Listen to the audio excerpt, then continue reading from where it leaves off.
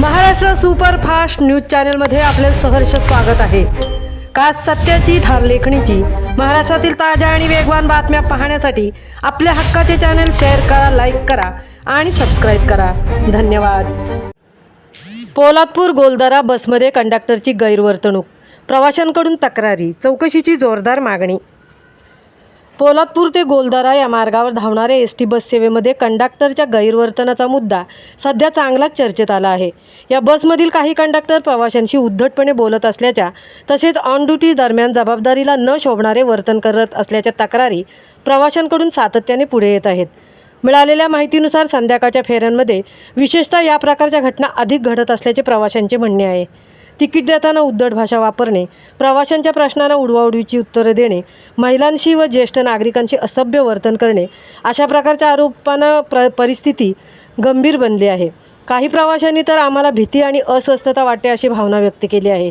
या प्रकारामुळे रोजच्या प्रवासावर परिणाम होत असून अनेकांना मानसिक त्रास सहन करावा लागत आहे। ग्रामीण भागातील नागरिकांसाठी एसटी ही जीवनवाहिनी असल्यामुळे अशा प्रकारचे वर्तन अधिकच चिंताजनक ठरत आहे।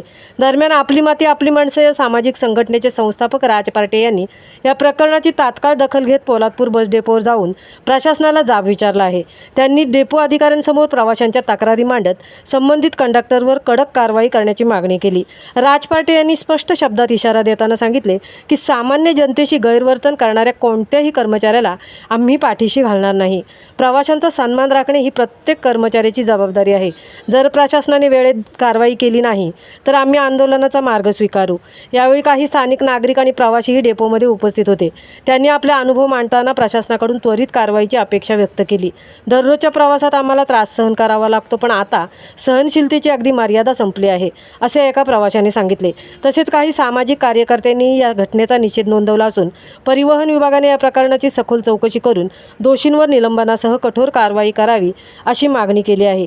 या सर्व घडामोडींमुळे पोलादपूर परिसरात वातावरण तापले असून एसटी प्रशासनावर दबाव वाढताना दिसत आहे।